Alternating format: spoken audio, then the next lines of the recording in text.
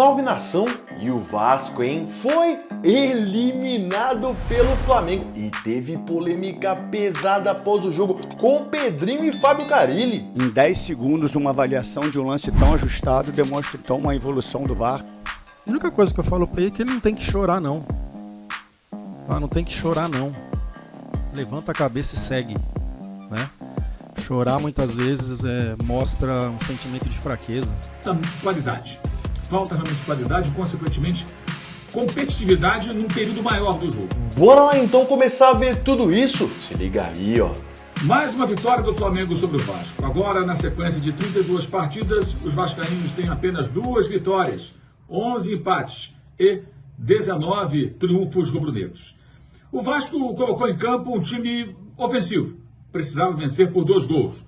Mas conseguiu novamente, como aconteceu nos 2 últimos confrontos, competir apenas durante uma parte do jogo. A primeira metade da etapa inicial. Fez um gol no lance até de muita sorte, mas também no lance de sorte o Flamengo empatou. E a partir daí o domínio rubro-negro foi amplo. O Vasco não conseguia gerar situações de perigo, não conseguia ficar com a bola. Bem, o Vasco não conseguia fazer praticamente mais nada em dado momento do jogo. A ponto de o segundo gol rubro-negro surgir numa jogada em que Plata finaliza, o goleiro Léo Jardim defende e Piton meio que se livra da bola. Dá um chute pro alto como quem está de saco cheio. Chutou para cima, a bola subiu, desceu, voltou. Bem, Gerson, Luiz Araújo e na jogada individual o camisa 7 que acabara de entrar, e começou do banco, aliás, está na hora de começar jogando alguns jogos. O Luiz Araújo, não o Felipe Luiz, ele finaliza muito bem e marca seu 14º gol com a camisa do Flamengo, decretando a virada para 2-1. O Flamengo vence o jogo, vai para a final contra o Fluminense com algumas mensagens importantes. Primeiro, Felipe Luiz não se preocupou tanto com a minutagem dos jogadores na escalação inicial, não. Alguns atletas que vêm jogando com sequência foram para campo, apesar da vantagem que o Flamengo tinha de poder perder por 1 gol nesse confronto contra o Vasco. E o Fluminense é o outro nível, é um time melhor, é um time que enfrenta o Flamengo.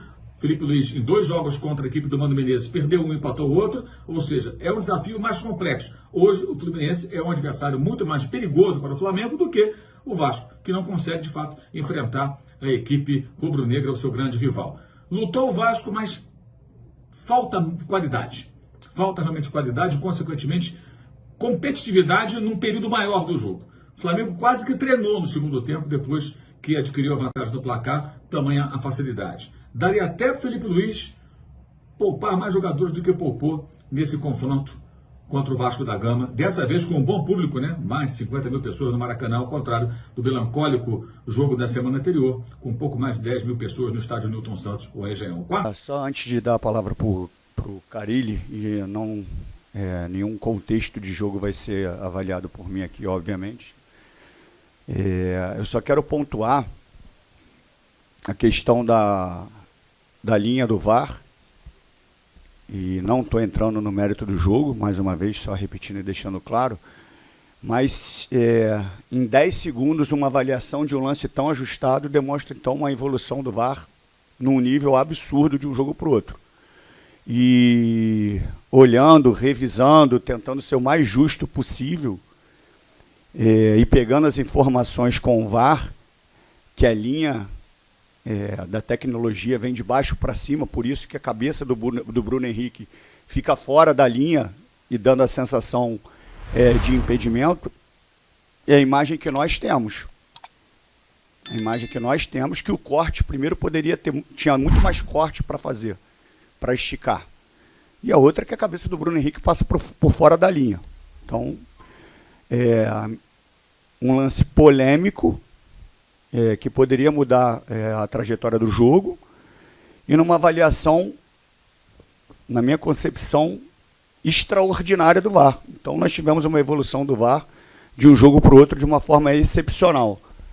E só para deixar esse registro, que isso não tem nada a ver com o conteúdo do jogo, que o professor Carille vai falar, mas para deixar bem marcado que assim me causa muita estranheza a velocidade com que um lance tão apertado, tão ajustado, que determina um direcionamento do jogo, seja de uma evolução assim extraordinária de uma partida para outra. Tá bom? Falei, tem uma explicação técnica que não me convence, dessa marcação que vem de baixo para cima, mas que a imagem que parece para a gente é a cabeça do Bruno Henrique por fora da linha. Então, como é que uma tecnologia mostra uma coisa para eles e a imagem que é passada para a gente através da televisão é outra?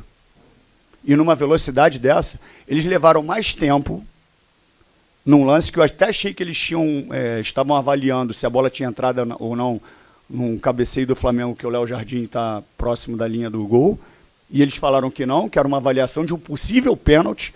Eles demoraram mais tempo nessa avaliação do que um lance completamente ajustado.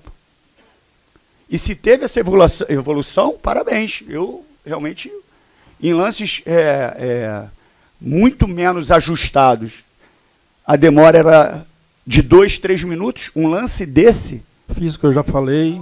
Não. Qual que é a primeira? Então, qual que é a primeira? Físico.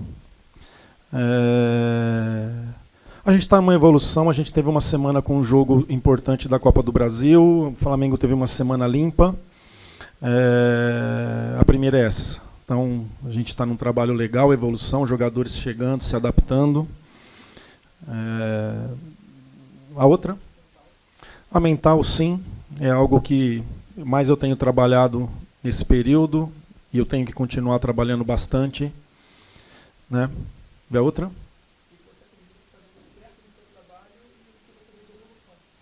Não, está muito longe do que eu espero, do que eu acredito desse grupo, com um grupo de jogadores, agora conhecendo melhor ainda o elenco, cada um daquilo que eu penso futebol. Algumas coisas vão ser feitas dentro daquilo que eu acredito para o início do Brasileiro. Jogadores que chegaram e se machucaram nesse período também e atrasou um pouquinho esse processo, né? Mas agora nosso DM bem vazio, poucos jogadores, todos no campo aí para eu tomar as melhores decisões. Boa noite, Carille. Pedro Henrique Carvalho, ao vivo para a Band News FM. Vasco mais uma vez fica de fora de uma decisão do campeonato estadual, mas comparando o último jogo com esse, a gente conseguiu ver uma evolução no time, pelo menos na postura no primeiro tempo. O que você justifica para a queda de ataque, né, para a queda de volume ofensivo do Vasco do primeiro para o segundo tempo? E queria que você falasse também da situação do Coutinho e do Nuno Moreira. Coutinho sentiu algum desconforto, não consegui identificar ali do campo o que aconteceu, queria que você falasse se foi alguma coisa física ou não. E falasse também um pouco do Nuno Moreira, que no primeiro jogo dá uma assistência para o Ryan e no jogo de hoje estava bem posicionado, aproveita ali uma chance de ataque. O que você acha que ele pode agregar para o Vasco para a sequência da temporada? Obrigado. O Nuno é um meia com muita qualidade, pode jogar por dentro ou pode ser esse jogador de fora, mas não é um cara de drible, é um cara mais de combinação, de aproximação e de bom toque. É uma leitura tática muito boa. Falo uma vez com ele assim, ele já sabe o que tem que fazer e vai e faz, que isso é o mais importante.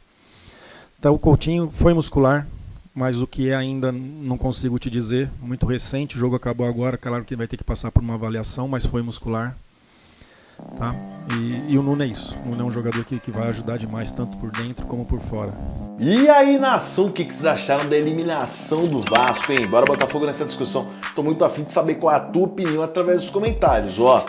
Vou falar aqui, antes mesmo do Brasileirão começar, a vida do Fábio Carille no comando técnico do Vasco pode não durar muito tempo não, viu?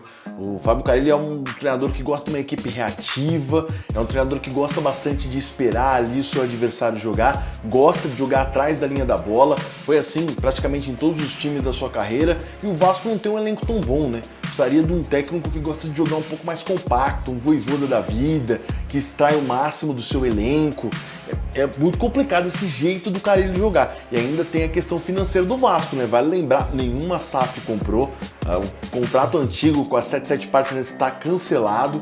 E o Vasco tá nessa, né? Tá tentando recuperação judicial, não tem dinheiro para pagar o elenco, muito complicado, viu? O Vasco, na minha visão, torna-se um dos sérios aí candidatos a brigar pelo rebaixamento. Mas e você, o que pensa? Quero saber da tua opinião. Para vocês, o Vasco teria que chegar um pouco mais longe nesse Campeonato Carioca? Ou tá bom, obrigação é do Flamengo? Eu quero saber o que você pensa, hein? Através dos comentários aqui embaixo desse vídeo. Mas antes de você opinar, inscreva-se no nosso canal. Tem muita gente passando por aqui e esquece de deixar a sua inscrição. Inscreva-se no nosso canal, assim você continua nos ajudando a produzir ainda mais conteúdo como esse. Valeu, até a próxima!